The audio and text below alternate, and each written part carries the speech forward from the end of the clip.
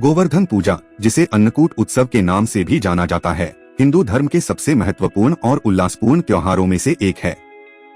यह पवित्र पर्व दीपावली के ठीक अगले दिन यानी कार्तिक मास के शुक्ल पक्ष की प्रतिपदा तिथि को मनाया जाता है।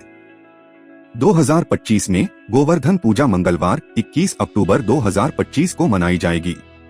यह दिन विशेष रूप से भगवान श्री कृष्ण के उस अलौकिक पराक्रम का स्मरण कराता है जब उन्होंने ब्रजवासियों की रक्षा के लिए गोवर्धन पर्वत को अपनी कनिष्ठिका उंगली, सबसे छोटी उंगली पर उठा लिया था।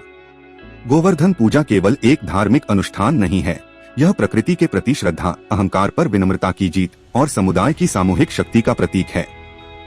यह पर्व गायों, गोधन के महत्व, पर्यावरण के संरक्षण और भगवान को विभिन्न प्रकार के व्यंजनों का भोग लगाने की प्राचीन भारतीय परंपरा को भी दर्शाता है।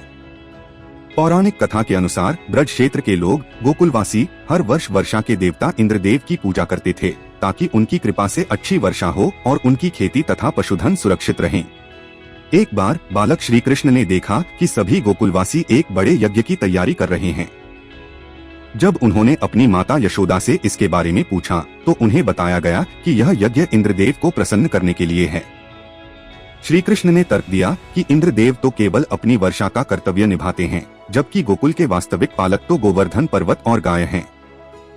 जब गोकुलवासी अपनी रक्षा के लिए चिल्लाने लगे तो भगवान श्री कृष्ण ने उन्हें चिंता न करने का आश्वासन दिया।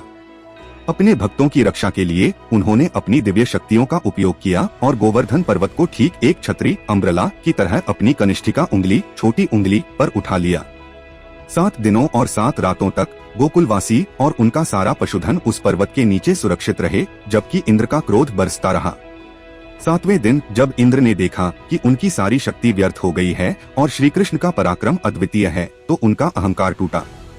उन्हें अपनी गलती का एहसास हुआ और उन्होंने अपनी वर्षा रोक दी।